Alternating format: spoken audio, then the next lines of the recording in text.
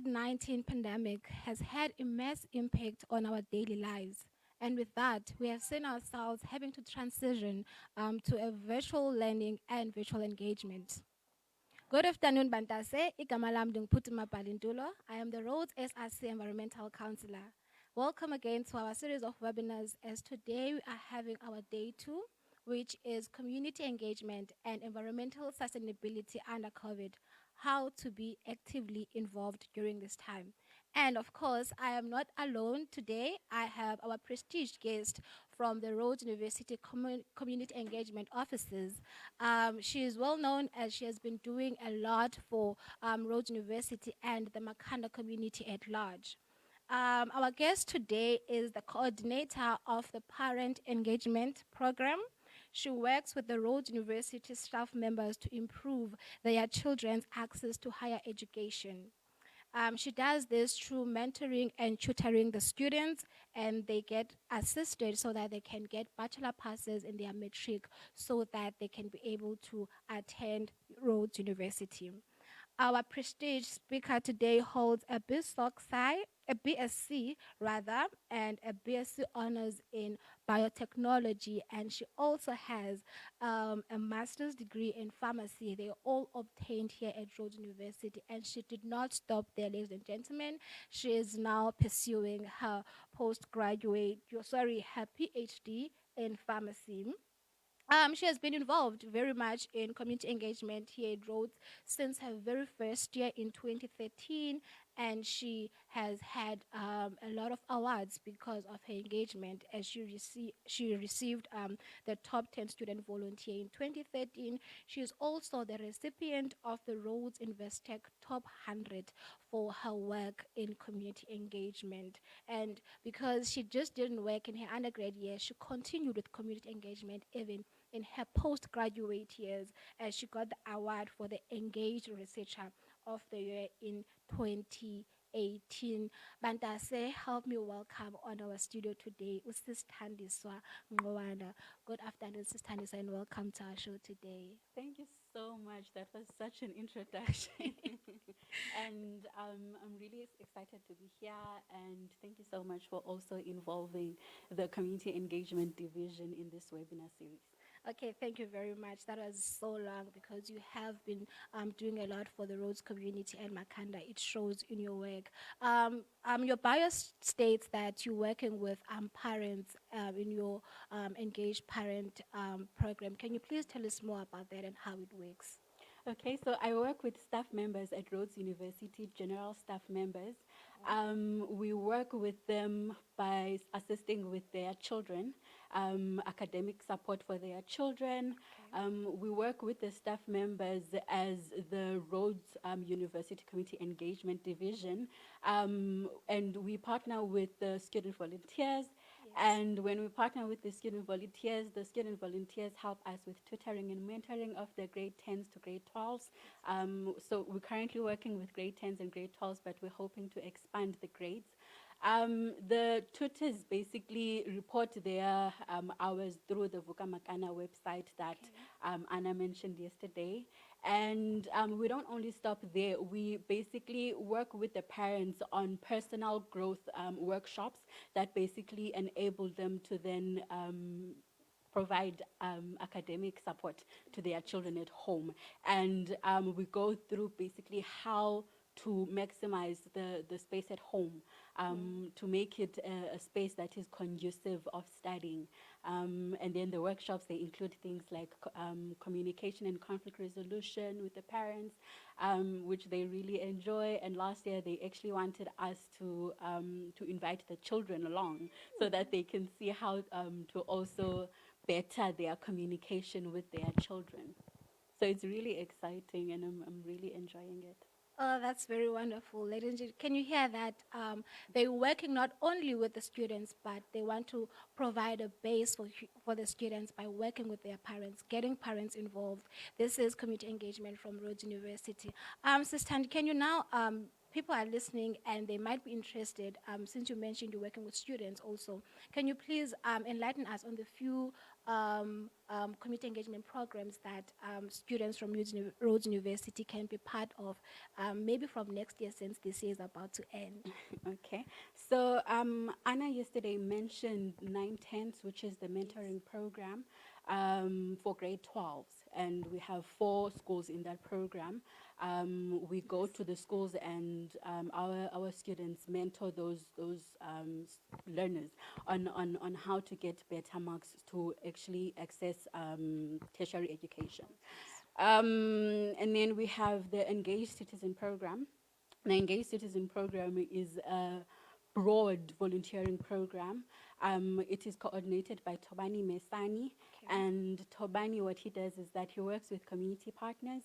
And at the beginning of the year, they sit down, the community partners, and they work out their needs, their community needs, what skills are required in that specific program. Then what happens is that Tobani, the coordinator, will then sit down and work out what are the specific volunteer skills that are required, and then the volunteers will be basically matched to the different sites that are available. And then at the beginning of the year, we have this really cool training for the volunteers. It's compulsory, where we take them through some of the community engagement theory that they can learn. We also introduce them to language skills, like how to actually introduce themselves to their community partners. And one highlight for me, basically, it's the Community Partner Expo. So what happens is that right at the Expo, it normally happens at Eden Grove. All the community partners, they come with their posters and shows and presentations, and they basically sell the students their projects, which is really cool. That's one part that I really enjoy. And then from the ECP, we have the Siakana at Makana, which is Sam. Sam is a very vigorous planning, or it's based on project planning.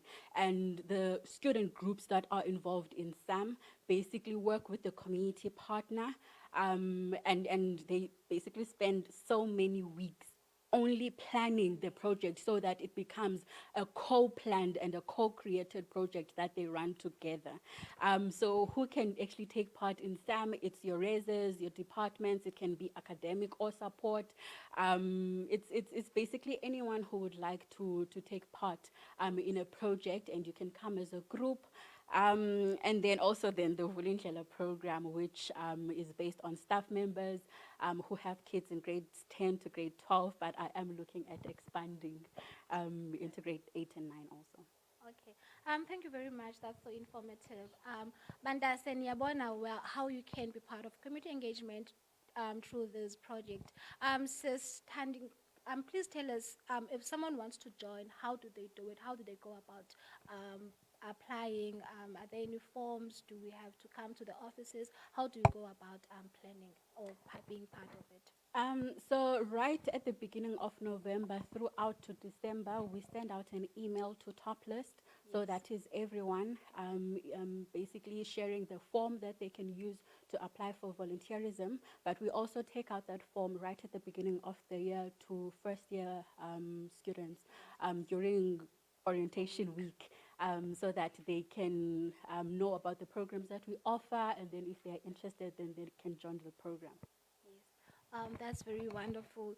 You mentioned a lot with working with different partners across Grahamstown, and in doing so, some students from Rhodes are volunteering. And we understand that Rhodes can be a diverse space on its own, and working with different people. And I think you mentioned how when the partners are coming for their expo, you train the community engagement volunteers, and then you mentioned also that you train them on how to introduce themselves when they are volunteering. So can you please enlighten us on the challenges that come with in terms of language barriers, understanding that we're working with a town that's mostly dominated by Xhosa people, and in Rhodes University you find students from different walks of life. How has that challenged community engagement?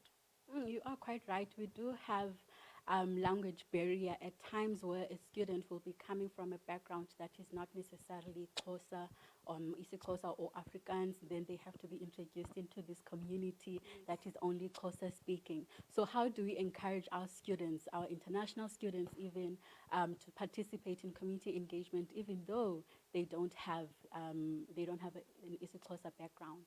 So our ECP program has a booklet.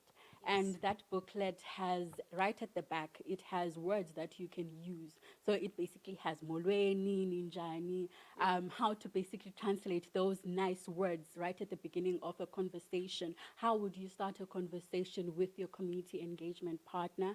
And then also how to end that conversation with your community engagement partner.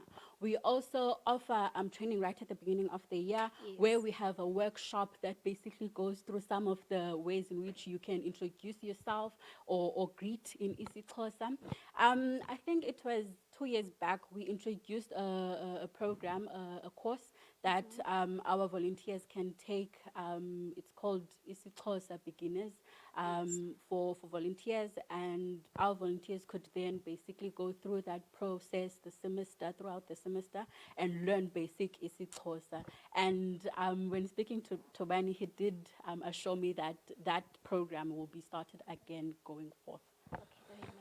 Okay, thank you, Sis Thandi Bantas and Dinikumbuze. We're still live on the Rhodes SRC Facebook page. Please do send in your comments and questions, and you can also today send your questions through WhatsApp on 071-064-5508, and your comments and questions will be read live, and the speakers will have an opportunity to interact with you. And as Sis Thandi has mentioned, students can still get involved from next year, and you can play your part in making Makhanda a very, very socially engaged space.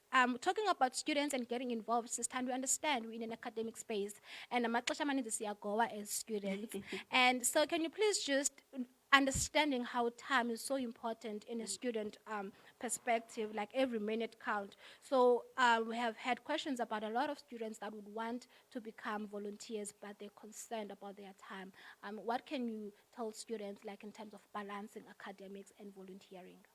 So sometimes you get students that come to you and then they say, oh, I wish I had 36 hours in my day. Yeah. And 24 hours can feel so short and you want to do so much. But all I can say is that planning is very important, and scheduling. And if you're not a person who likes a diary, you can use Google Calendar. Google Calendar is a reminder. It's a plug. It can definitely help you to plan.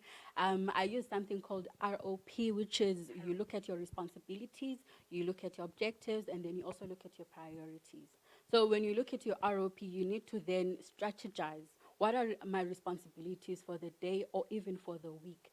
What are my objectives? What do I want to achieve by the end of the week? And then also my priorities. And then once you have that, I promise you that time will be structured nicely. To be specific, if you are a science student, then you will know that your classes will be in the morning, and then maybe 3 afternoons will be dedicated to your practicals or your tutorials. Then you know probably you have 2 afternoons that are free and you want to really come and join community engagement. So what you can do is slot in your community engagement activities in that one afternoon. Then perhaps if you want an extra afternoon to be looking more at your assignments and academic activities that you haven't done, then you have that extra afternoon. But you just have to plan. And please, with students, the one, and I haven't even nailed this in my own postgrad, it's communication. Communication is very crucial. So if you have a clash, and these things do happen because we're human beings and something will just pop up, maybe you will get sick at one point, or a test is thrown at you at the last minute, and now you have a community engagement activity and this test that you need to go through. And the one very important thing is just coming forward and explaining to your tutor. Then your tutor or your student leader will take you through your LOA, how to fill in the LOA and who to send it to. Then that way you know that you're not going to be meeting with problems right at the end and you want to go to community engagement but you can't. So just finding that balance between your time and scheduling and planning is very important. Thank you so much, Sis Thandi. Dear students in Yabaigabanda, so there's a little that you can do. It's simple, prioritizing your ROP, which stands for your responsibilities, know your objectives, and prioritize your tasks very well. Remember to send in your comments and questions on our Facebook page. We're live at Rhodes SRC, and you can also send them on 071 064 5508 on WhatsApp. That's 071 064 5508. Let's go on to we're just receiving a few from WhatsApp. It's actually comments from, okay, I don't see them. It's just numbers. I wouldn't know who it is. They're saying, thank you, Sis Thandi. I was interested to join this year, but I couldn't because I had this actually speaks to practicals. This is the science students. They say they wanted to join, but they couldn't because of the practicals. With that being said, you know how some students in some departments are having more of their times in the morning rather than the afternoon. Do you have programs that run like before lunchtime? So let me give you an example for myself. In third year, I really wanted to join Little Flower, which is an ECD program for little ones. Yes, and I don't know why I wanted to join that, but I was also a science student, and that basically meant that I had academics to also look out for. I had practicals in the afternoon.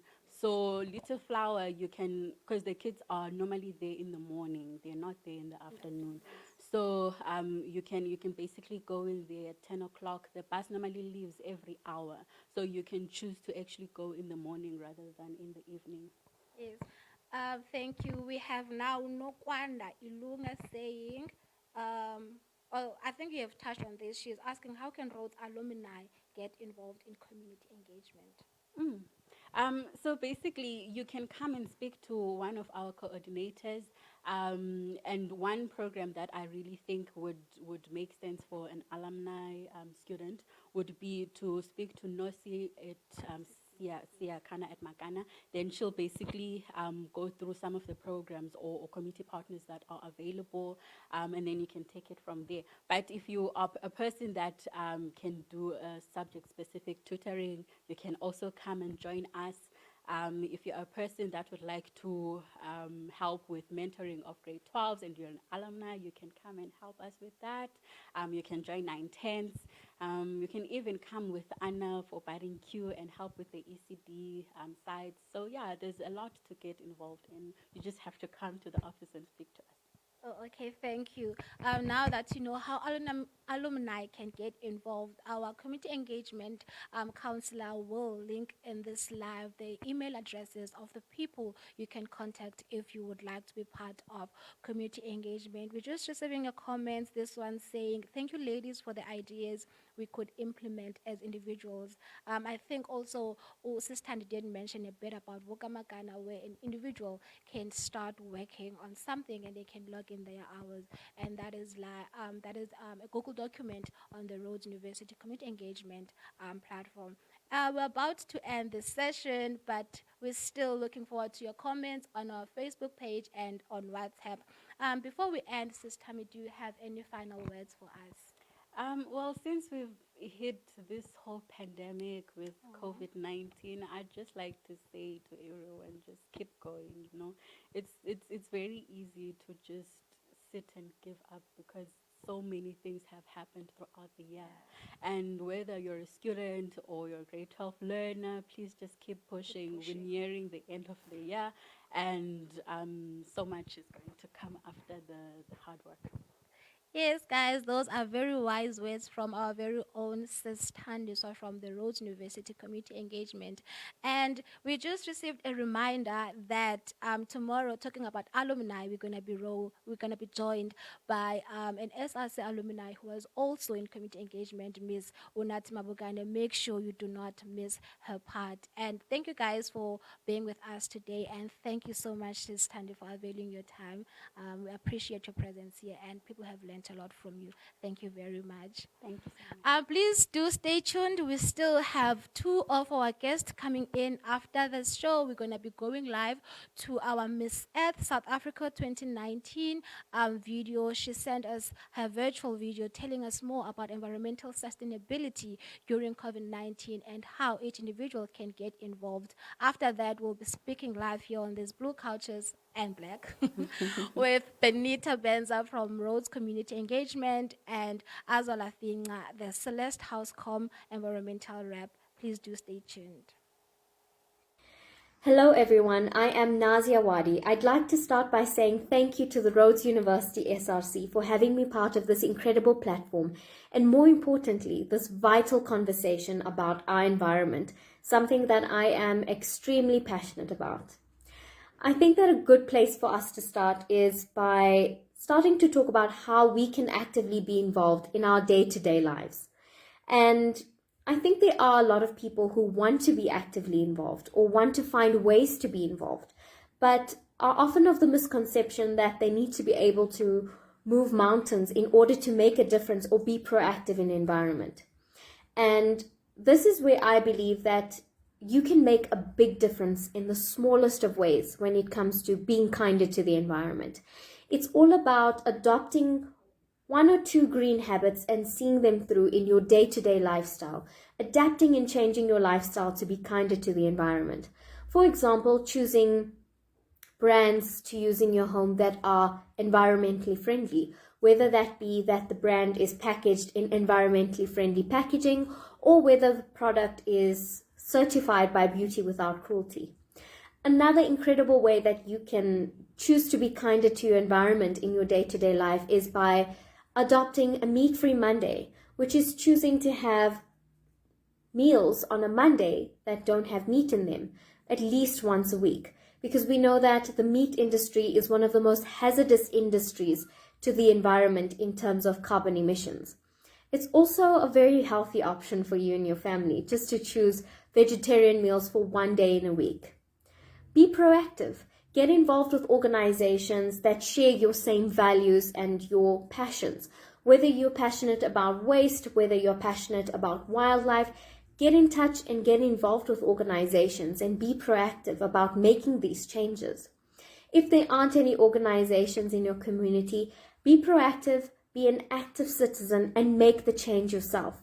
I've seen an Instagram challenge that particularly deals with our waste crisis in terms of either an individual or a small group of people deciding to tackle a particularly polluted area in their community and doing a cleanup of that area, posting before and after pictures of the area after they've come in and decided to clean the area.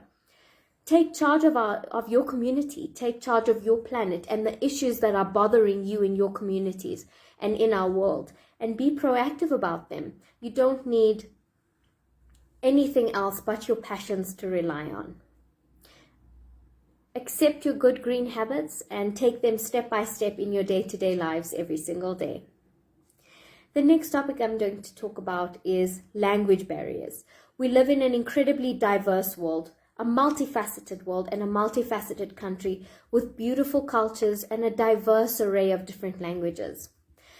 I've been honored to have the opportunity to work on various school programs all across our country, including our President Cyril Ramaphosa's Good Green Deeds initiative with the Miss Earth South Africa organization.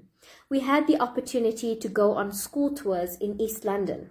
And East London is a very diverse area. We even went to the most remote areas in East London, where the situation was that as we moved from school to school, the language of the school changed.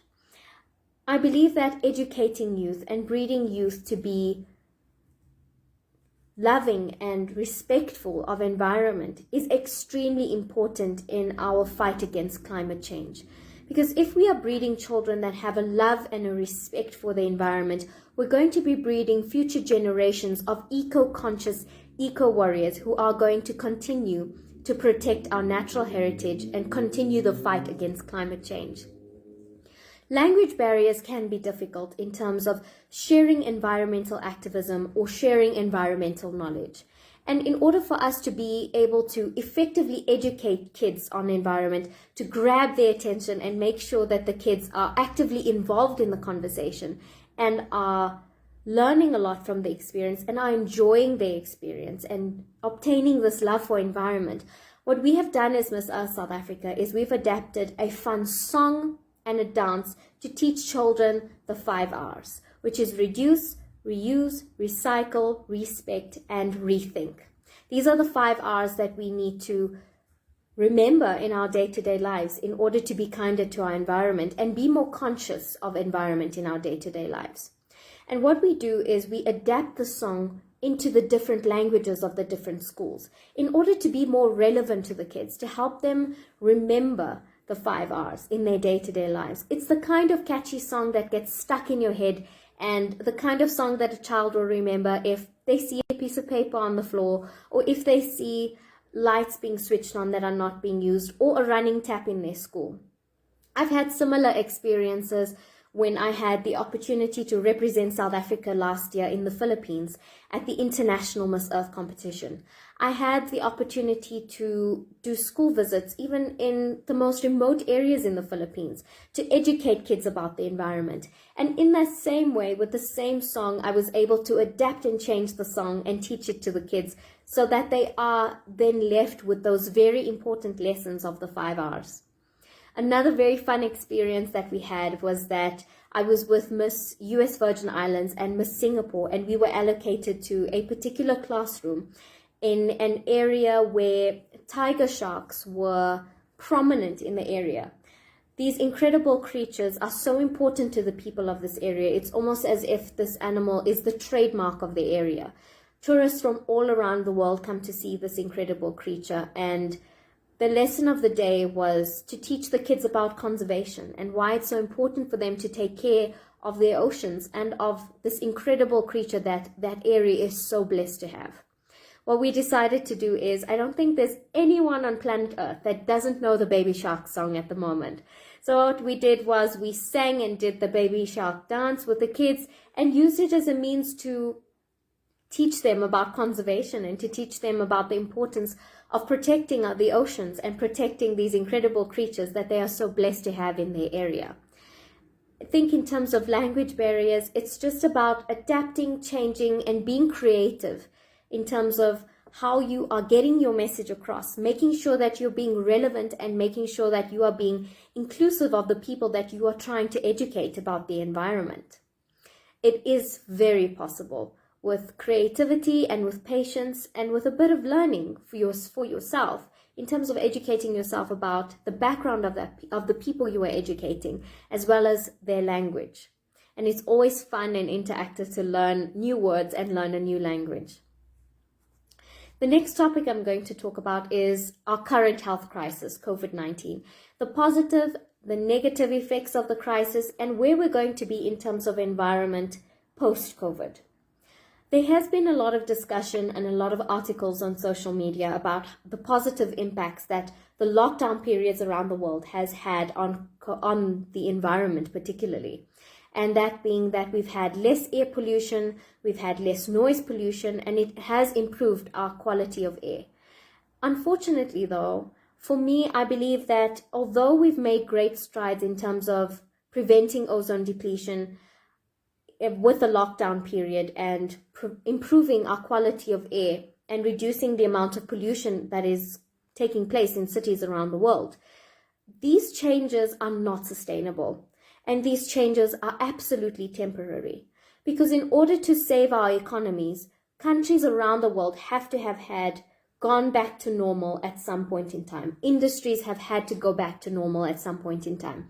And that's particularly where we are at the moment in South Africa, where in order to sustain our economy and to allow our economy to repair, we've had to go back to normal. And what has happened with research and what has been actively found is that although we've had great impacts in terms of the environment during lockdown periods, what happens when we go back to normal?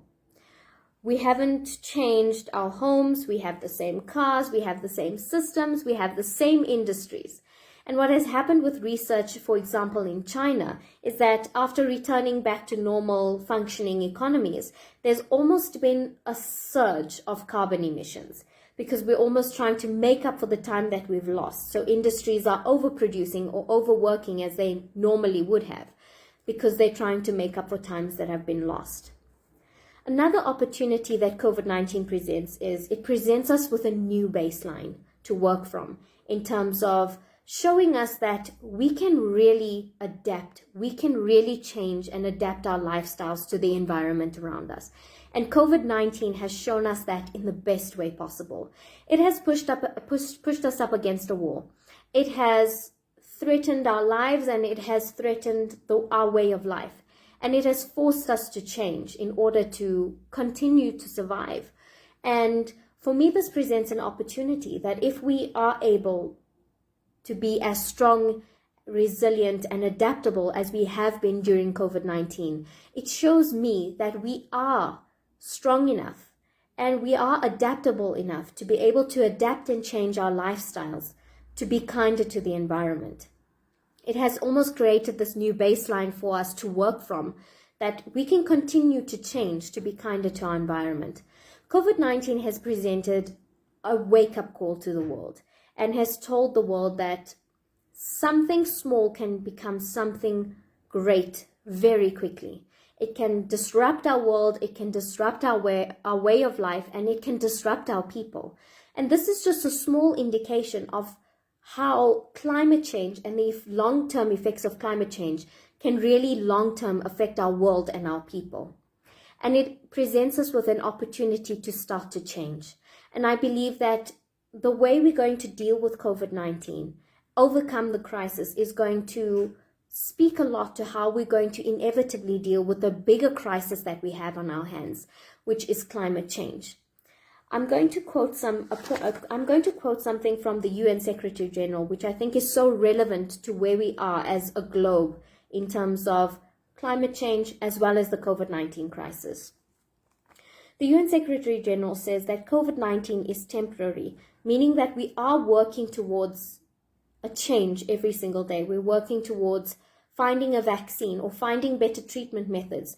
And as we have all seen, it has been quite effective in the world at large in terms of tackling COVID-19.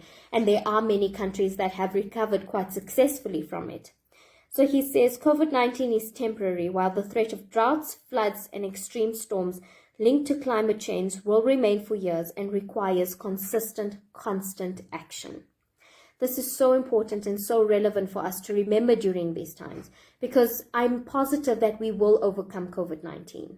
But we are still going to be at the midst of an even greater crisis, and that being the climate crisis. And we now are faced with an opportunity where we have the opportunity to change, to adapt, to be kinder to the environment. And this crisis has shown us that we are more than capable of doing so.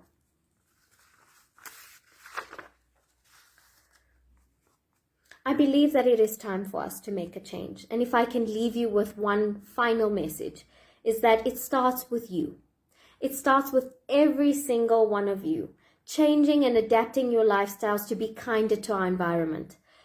COVID-19 has presented more than new challenges for our environment, such as an increase in medical waste. We're all producing medical hazardous waste in our homes every single day. And what I've been seeing is that we aren't disposing of our waste correctly. It's polluting our rivers, it's polluting our streets, and it's harming our wildlife. Where we can, please use reusable options in terms of masks, for example, which is also more cost effective for your pocket, especially because it seems that this is the new normal and we're going to have to be wearing masks consistently every single day. It's cost effective and it's better for the environment. And it also saves up more space and more room for our frontline workers to have access to disposable products like disposable masks and gloves. It opens up more room for them to have access to that as well. Please be cautious, be responsible about how you are disposing of your medical waste that you are producing in your homes every single day. I encourage everyone to protect your families, use all the PPE equipment you possibly need to protect your families and to protect yourselves, but also be conscious and be responsible about how you're disposing of it. Another way in which our environment has been negatively affected by the COVID-19 crisis is our recycling systems. Recycling is incredibly important in terms of addressing our ill waste management habits, as well as our landfill space, which is slowly depleting, as well as the waste crisis we currently have, with there being more, by the year 2050, there being more plastic than fish in the ocean. Our recycling plants, due to social distancing norms, have been unable to sustainably function to the capacity that they would normally be able to. And personally as well, I'm usually very active in terms of my environmental activism, in terms of the projects I'm able to implement at schools and in communities, of which I have been unable to do due to social distancing norms as well. But how we can continue to combat climate change in our day-to-day lives, as I've said before, it starts with each and every one of you. Adopt a green habit and make that change. Get involved and be proactive. It is for our planet, our people, and our future. Thank you so much for having me today. I look forward to seeing the engagement and the comments that arise from my time today. Enjoy the rest of your day.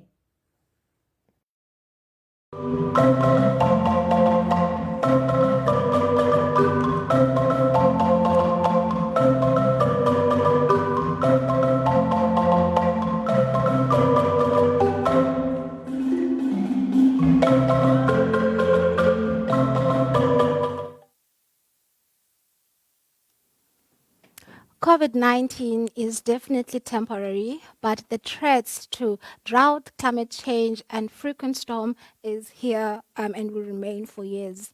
And then we need constant and consistent action. That's what the Miss South Africa 2019 just told us. Ladies and gentlemen, welcome back to our second session of the webinars on community engagement and environmental sustainability during COVID-19. Today's topic is how to be actively involved. We just had a very wonderful and amazing and very informative speech from Miss Earth South Africa. That was Nazia Wadee, who is currently a student at Rhodes University. She was the Miss Earth last year, and also she was the Miss Teen Commonwealth in 2016, and she represented South Africa in the Philippines on her socially engaged commitments and engagements. So thank you very much, Ms. Nazia. It was very wonderful having you here virtually. As you have said in your speech that we need to be proactive and get involved. And today, we're also joined by student leaders here from Rhodes University, because this is where leaders learn. We have Miss Azola Finca, who is doing her deep ec here at Rhodes University. She really loves being involved in community, and most importantly, she loves actions that act towards saving sea turtles, because we know how endangered animals in the sea can be. And as a result, she is the environmental rep of Celeste House. Good afternoon, Azola. How are you today? Good afternoon. I'm good. So thank you for that. Thank you for this opportunity. Yeah. Okay, thank you. We are also joined by a very, very committed leader from community engagement, Ms. Benita Benza, all the way from Zimbabwe. Rhodes is indeed an international university. Benita is doing her final year in BSS, and she's the student leader for the GADRA Matric school under the Engaged Citizen program. In her works, she works with children from different ages. For example, she also works with the Unoncedo preschool in the location. She's a leader because she was a sub-warden at Alumni House, and she was the international counselor representative for the Drosti Hall. She is the chairperson of Golden Key. Talk about academic achievement, and she's also a tutor because she wants to help others follow in her rules. And during COVID, she was also engaged because she was involved and the GET researcher, and that is Benita Benza. Good afternoon, Benita. Welcome. Thank you very much. Good afternoon, everyone. It's a pleasure to be here. Thank you, Putma, for the nice introduction from the Rhodes Community Engagement, as alluded to, and I'm very proud to be here. So I'm here to engage. You can ask your questions and anything later. Yes. So yeah, don't worry. Thank you. Okay, thank you, Benita. Azola, we just had a very informative keynote from Miss Ed South Africa talking about environment. Can you please reflect on what she was saying? So a few things I've picked up from Nazia is that we need to actively engage daily. You know, as an accounting student, I'm not doing anything with environmental activism, right? But it's something that I'm compassionate about, right? Yes. And she also talked about how we can try and use brands that promote saving the environment, right? Yes, yes. It's like, for example, how when you go to the shops right now, you can buy, instead of using a plastic bag, they sell you that reusable bag, which you can carry all the time when you go like to the shops. So, which is something that I've also noticed around roads. A lot of the first years had these bags, and I see them carrying around, and they're doing it, you know? So it means that we can do something, actively doing something. It doesn't have to be big, and it doesn't have to be out there, but you just have to take an active step, right?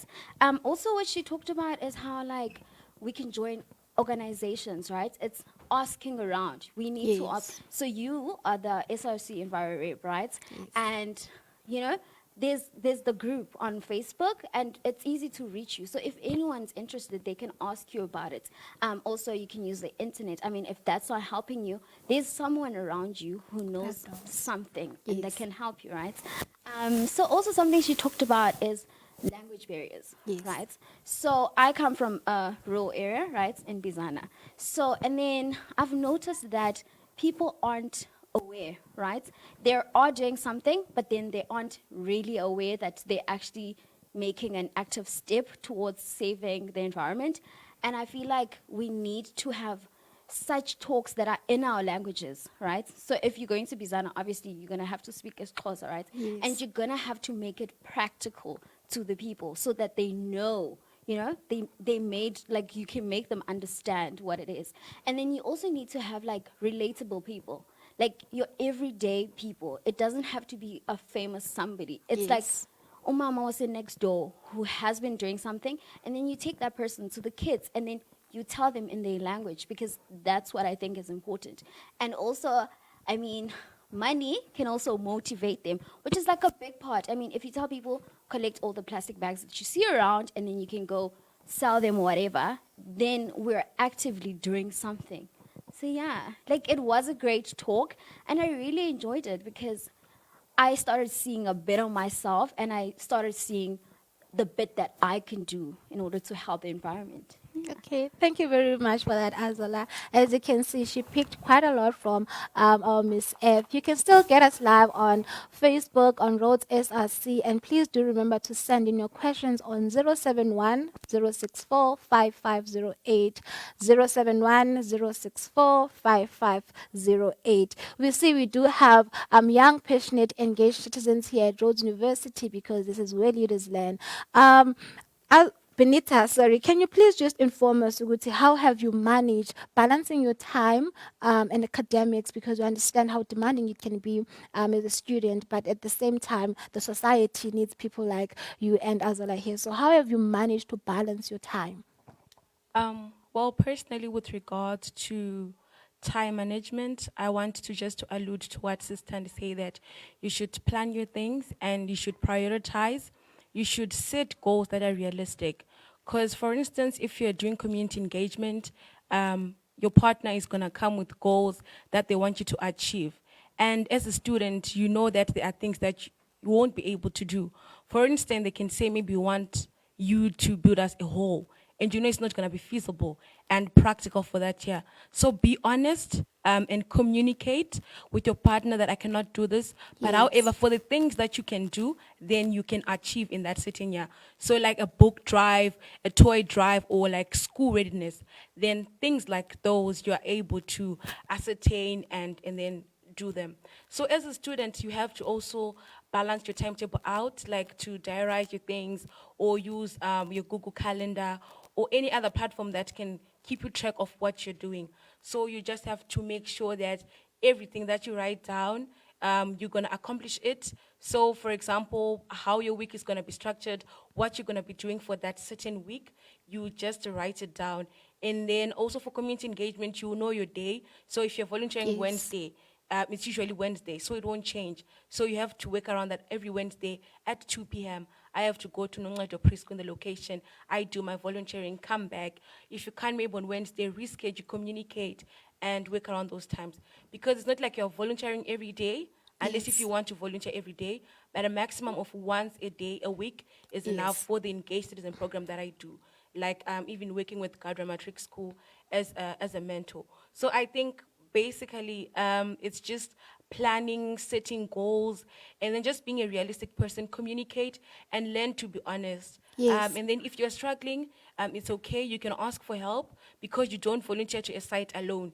You have other student volunteers, you can ask for them to shadow shift for you, to help you with something, rather than you trying to balance off certain goals you're meeting at the expense maybe of your mental health or your schoolwork. So if you're unable to do a task, ask your student leader side, I can't do this, ask a fellow volunteer, and then everything else will be okay. So I think that's my advice with regards to time management. Because remember, you're a student. And as a student, you also have academics. And as a person like me, it's not only academics, I have other leadership roles. As you said, I'm a sub-warden, I'm a chairperson for a society. So now I have to balance all those. I'm a tutor. So that's all those platforms that I have to juggle up and plan my things. So planning makes sense because I have to sit down and think, okay, this week I have to do this, next week I have to do this, and plan my day accordingly. And then everything else will just run smooth. So planning, planning, planning. Okay, Thank you. thank you very much. You're getting that from Benita. All you need to do is plan, plan, and continue planning. We just received a very interesting questions. It relates to language barriers, and I'll just start with Benita for now. This is from Ubenati Susa. She's asking about how help because you're Zimbabwean. Sorry. So with being international and having not understanding Xhosa when you get here in Africa, and sometimes how have you managed with the language barrier? Are there any challenges that you have been facing? With regards to language barrier as an international student in first year, when I started doing volunteering, it was quite challenging for me because I was still doing Siakana et Makana. I was teaching at a preschool. And you know, with like children, they only know like basically Xhosa and then a bit of English. It's different from an adult where now they can differentiate, okay, this person does not understand this language. So I just had to learn the basic words like the greetings and certain words that I was taught by the people that I work with, and then that's how I adapted. So now, as I'm working with like other kids from Achimbolekwa Primary School or like at GADRA Matric School, now they can understand, okay, now she doesn't speak this language, and then they can try to help me understand certain things like, okay, you can say this or you can respond in this. So it's like an informative session where sometimes we teach each other like, okay, so what do you say, how do you say this in your language? Okay, this is how you say this in my language. And then also, as Sister said, that at the back of the Engaged Citizen program book, they like basic languages. So like greeting, thank you, how's your day? Okay, this is the end of the session. So basically, you can learn those small words or small phrases that will help you when you are doing volunteering. So language barrier, in as much as people say, oh, it can be a challenge as an international student, I wouldn't say for me it was like a big problem, because if it was, I could have stopped volunteering from first year and say, okay, since I can't speak Xhosa, then I am done with volunteering. But because I was like, okay, as a person, you have to learn to grow and challenge yourself and also try to learn and adapt certain languages. I was like, okay, and second year I'm going to do this, and then my final year, this and that, and that's how I managed to learn those languages. I'm not saying I'm fluent. I can just say bits and bits and like communicate with my partners or like the students I'm with. Okay, thank you very much. This one is specific to Azola. It reads, um, Miss Earth mentioned that she's once visited the Eastern Cape. So, for someone who is more aware, how would they advise on recycling and cleaning up, considering the fact that the popular method used in the rural areas is just burning waste and it is harmful to the environment? So, I was like, this one is for you. So, for example, right? So, um, in the rural areas, right, there's a lot of steel, right? So then people have realized that they can actually make money, so they collect steel from all the houses that have like spare steel that they're not using anymore, right? And that's motivating them because they're making money, and then they're reducing the amount of steel that's around, right? So it's a thing of people, like, we should, like, as the people who are aware and outside, you know, our communities, we should go back to our communities and let them know about these things, right? Because you'll find that we're burning a lot of stuff, right?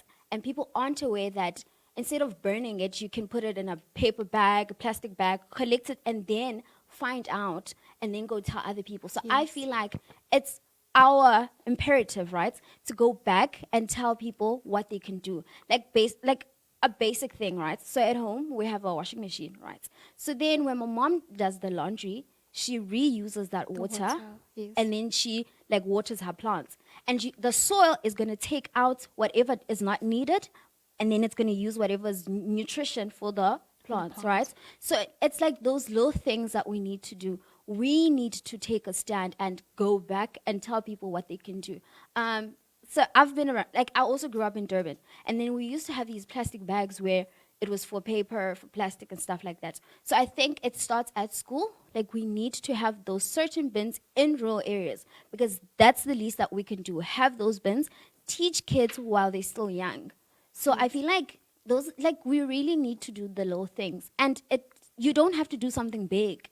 It's like the basic stuff that you know people are gonna do and they're going to listen to it. And we need to communicate in a way where people understand us, which is the same thing as Benita just said, the language barriers. You know, language isn't, okay, like for us, English could be a barrier, right? That's why we need to tell people stuff, make them aware in our language and the basic, you know. So if, let's say, I speak, I mean, my English is not so bad.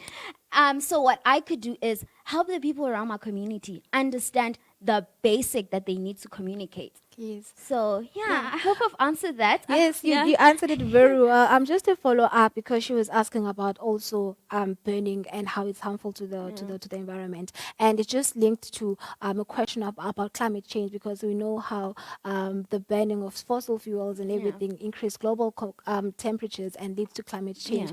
And we know that towards the end of September we're celebrating International Climate Change Week. Yes. So what can you say about that? What's your view on that? So, okay, in the rural areas, we cannot avoid not burning things, right? Yes. So what we can do is basics, right? So it's like go back, research, and then find out, okay, there's a company that I can collect all of these papers, and then go there and give them, and then there'll be coin that will be coming in, right? Yes. So it's, because they have to burn it, because we don't have like a solid waste company that comes to pick up the dirt, so they have to burn them. But if we do like the little, help them get like plastic bags, tell them, can you please keep the papers in a box and I'll come pick it up, right?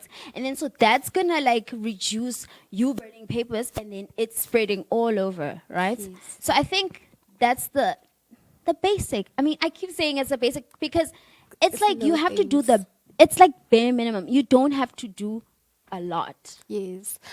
This alludes to what Miss Earth was saying, that our misconception about the environment is that it is beyond us.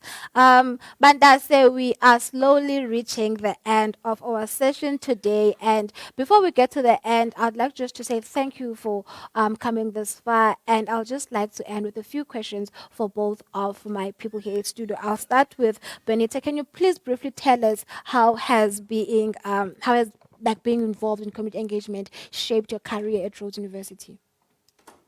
Personally, I think that being a student volunteer at Rhodes University has helped me to build certain relationships with people around me.